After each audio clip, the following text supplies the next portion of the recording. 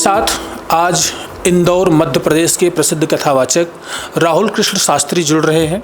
नवरात्रि आ रही है, माँ को कैसे प्रसन्न करें, माँ को कैसे रिझाएं, माँ की पूजा कैसे करें, नवरात्रि से जुड़े हुए हर उस पहलू पर राहुल कृष्ण शास्त्री जी बात करेंगे जो एक सनातनी को पता भी होगी, नहीं भी पता होगी। वो सारी बातें तिलक पत्रिका के माध्यम से राहुल कृष्ण शास्त्री जी विस्तार से हमारे साथ साझा करेंगे। चैत्र की नवरात्रि जो होती है उसमें भगवती सौभाग्यवती के रूप में निवास करती है। शारदीय नवरात्रि में भगवती कन्या के रूप में निवास करती है और इसीलिए शारदीय नवरात्रि में आप देखेंगे कि हर जगह छोटी छोटी कन्याएं गरबे के माध्यम से माँ जगदम्बा का पूजन करके उनको मनाने का प्रयास करती है। शरत काले महापूजा क्रियते याच वार्षिकी। शरत काल में जो पूजा की जाती है भगवती की, वो हम सबको विशेष ऐश्वर्य, सुख और हमारी सारे अनिष्ट को दूर करने वाली होती है। शारदीय नवरात्रि का बड़ा महत्व है। 9 दिवस भगवती का पूजन किया जाता है, इसीलिए ये नवरात्रि के नाम से प्रसिद्ध है। भगवान की पूजा वैसे तो अलग अलग प्रहर में की जाती है, पर हमारे यहाँ प्रायः हर देवता का पूजन रात्रि में किया जाता है। रात्रि के पूजन का विशेष महत्व हमारे यहाँ बताया है। इसीलिए आप देखेंगे चाहे शिव जी का दिन हो तो शिवरात्रि, चाहे भगवान कृष्ण का जन्मोत्सव हो वो भी हम रात्रि में मनाते हैं, चाहे भगवती जगदम्बा का पूजन का विधान हो वो भी हम रात्रि में करते हैं। तो रात्रि में की गई पूजा विशेष फलदायी होती है, इसलिए नवरात्रि का विशेष महत्व होता है। शारदीय नवरात्रि का प्रारंभ प्रतिपदा से होता है। प्रतिपदा से लेकर नवमी तक 9 देवियाँ अलग अलग पूजन 9 देवियों का किया जाता है। दुर्गा सप्तशती में बताया है, प्रथमम शैलपुत्री च, द्वितीयम ब्रह्मचारिणी, तृतीयम चंद्रघंटेति, कुष्मांडेति चतुर्थकम, पंचमम स्कंदमातेति, षष्ठम कात्यायनीति च, सप्तमम कालरात्रीति, महागौरीति चाष्टमम, नवम सिद्धदात्री च, नवदुर्गाः प्रकीर्तिताः। अर्थात प्रथम दिन शैलपुत्री के रूप में हम भगवती का पूजन करते हैं। दूसरे दिन ब्रह्मचारी के रूप में हम भगवती का पूजन करते हैं। तृतीय दिन चंद्रघंटा के रूप में हम भगवती का पूजन करते हैं। चौथे दिन कुष्मांडा के रूप में पूजन करते हैं। और ये जो क्रम है भगवती महागौरी तक चलता है। ये एक तरीके से हम देखा जाए तो जैसे सृजन की स्थिति से लेके एक परिपूर्णता की स्थिति तक हमें ले जाने वाली व्यवस्था जो माँ के स्वरूप है वो बता रहे हैं। शैलपुत्री से लेके महागौरी के बीच में कुष्मांडा, स्कंद माता, ये सब एक माँ के विभिन्न स्वरूप है। एक माता का जो स्वरूप होता है वो अलग अलग चरणों में रहता है। जैसे पहले हम कन्या पूजन करते हैं। कन्या शब्द का अर्थ है का सा अन्या, जिसके समान कोई अन्य नहीं होता उसको कन्या कहते हैं। और कन्या जो होती है उसका देवी भागवत के अनुसार कन्या 2 वर्ष से लेके 10 वर्ष तक जो कन्या होती है उन्हीं को कन्या के रूप में माना जाता है। उसके बाद में फिर कुमारी पूजन, और कुमारी के बाद में फिर वहाँ हो जाती है किशोरी, फिर चकोरी, फिर माता, फिर महिमा। इस तरह से एक स्त्री का अलग अलग जो स्वरूप होता है वो अलग अलग काल में बदलता रहता है। तो ये जो 9 स्वरूप है माता के, ये वही स्त्री का जो अलग अलग स्वरूप है उसी का वर्णन करते हुए बताया गया है। नवरात्रि में क्या करें? नवरात्रि में विशेष रूप से कन्या पूजन करना चाहिए। हमने जैसा आपको बताया कासा अन्या, तो कन्या मतलब जो जिसके समान कोई अन्य नहीं है। कन्या का पूजन करने से हमारे सारे कार्य सिद्ध होते हैं। तो इसीलिए हमें शारदीय नवरात्रि में विशेष करके कन्या का पूजन करना चाहिए। प्रतिपदा के दिन शुभ मुहूर्त में, शुभ काल में घट स्थापना होती है। घट स्थापना का अर्थ ये है कि घट मतलब कुंभ। कुंभ में जल तत्व की प्रधानता होती है। कुंभ में हम सभी देवताओं का पूजन कर सकते हैं, तो कुंभ में ही भगवती जगदम्बा का भी हम पूजन करते हैं, आह्वान करते हैं उनका, फिर साथ में जवारे लगा के उनका पूजन करते हैं। एक तरीके से ये नई जो फसल होती है, या भगवती जगदम्बा अन्नपूर्णा भी है, तो अन्नपूर्णा के प्रतीक के रूप में यहाँ पर ज्वारे लगाए जाते हैं, उनका सिंचन किया जाता है, उनका पूजन किया जाता है। साथ ही घर घर में अखंड ज्योत लगाई जाती है। इस तरह से मुख्य रूप से जल देवता और साथ में अग्नि देवता का पूजन करने का विधान है। अखंड ज्योत उसमें लगाई जाती है।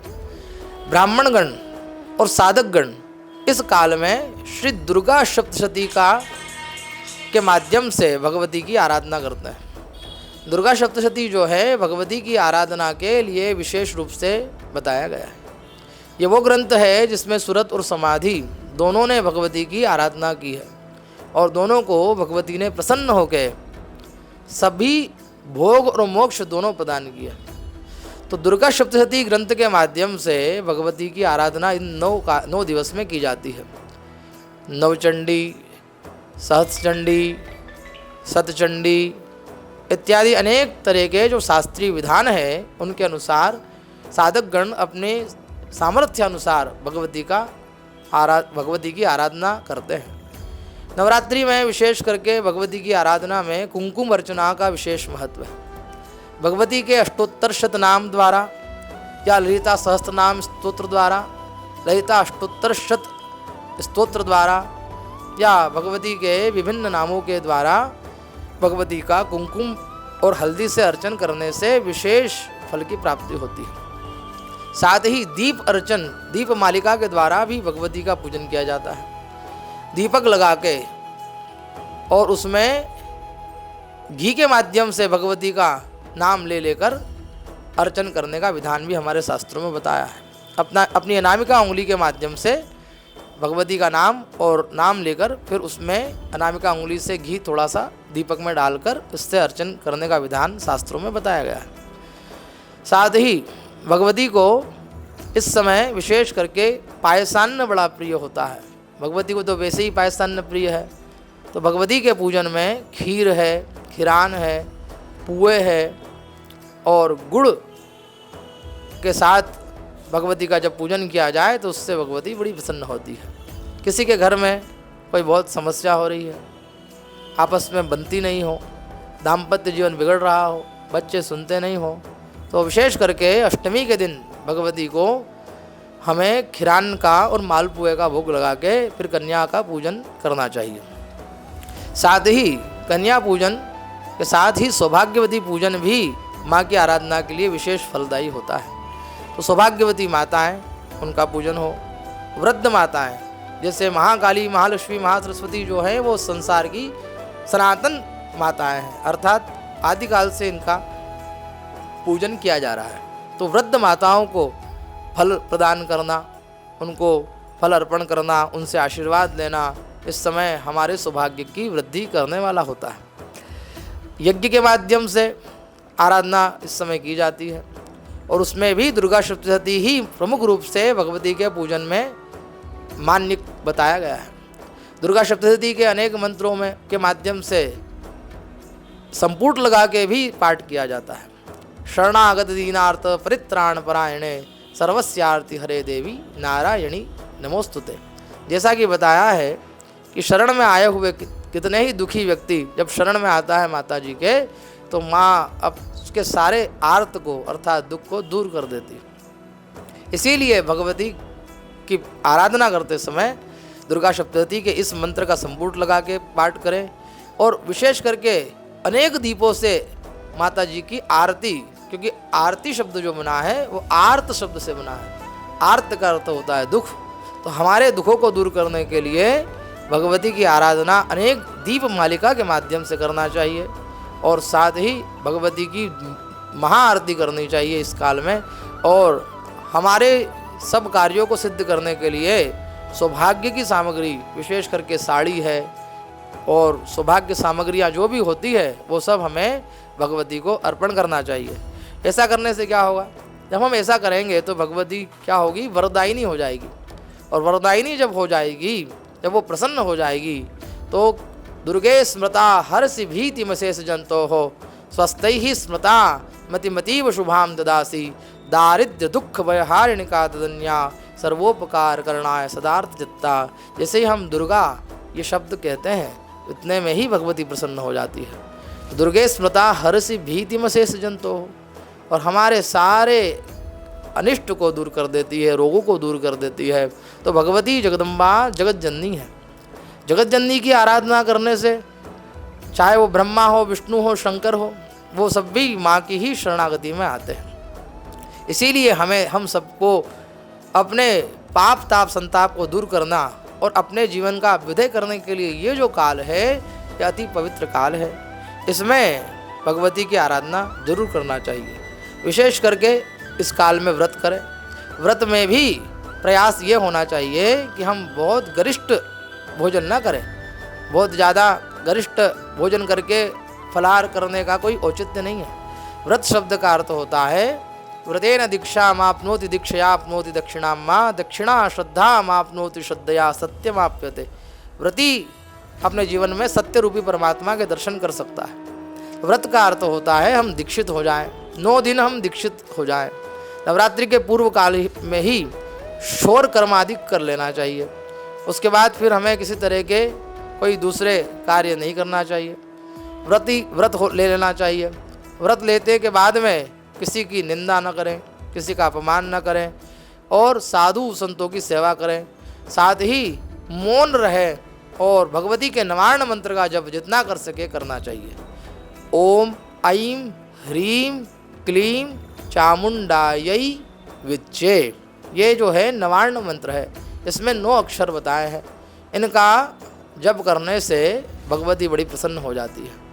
तो श्री शारदीय नवरात्रि में दुर्गा सप्तशती का पाठ करें, देवी सूक्त का पाठ करें। देवी सूक्त के पाठ से भगवती बहुत जल्दी प्रसन्न हो जाती है।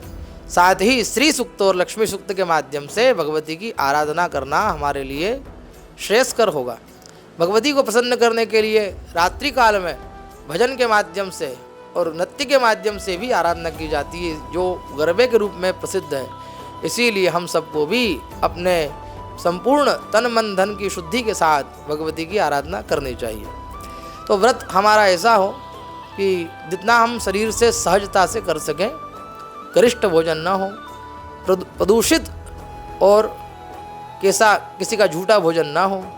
साथ ही भगवान को के लिए पवित्रता के साथ हम उनको भोजन बनाएं और अपने बड़े भाव के साथ भोग अर्पण करें।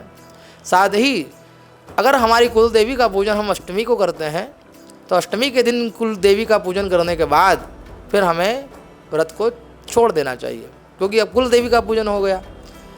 और अगर हम नवमी के दिन भगवती का पूजन करते हैं, तो उस दिन हमें फिर पूजन करके व्रत को उस समय छोड़ देना चाहिए, क्योंकि जैसे ही हमने कुल देवी का पूजन किया उसके बाद फिर व्रत का वहाँ पर ही पारण हो जाता है।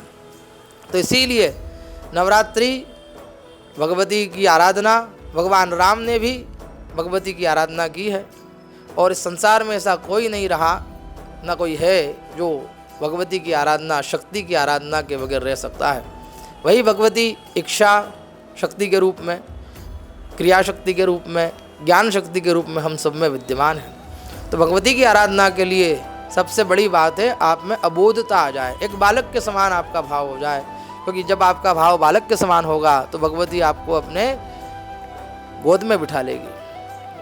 और अगर जब आपके अंदर अगर ज्ञान का अभिमान होगा तो आप भगवती जगदम्बा से दूर हो जाएंगे। माँ की आराधना विशेष करके उनकी चरणों में की जाती है, चरण पादुका में की जाती है।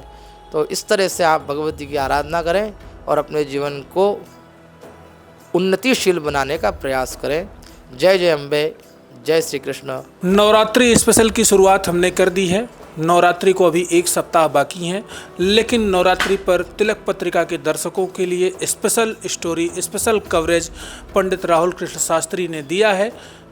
पूरा एक भक्त और माँ के बीच का समन्वय स्थापित करते हुए कैसे करें आराधना, कैसे करें उन्हें प्रसन्न, कैसे प्राप्त करें अपने फलों को, क्या क्या होते हैं उनके महत्वपूर्ण मंत्र, सारी बातों को राहुल कृष्ण शास्त्री जी ने तिलक पत्रिका पर हमारे साथ साझा किया। मैं देवेश पांडे, अयोध्या।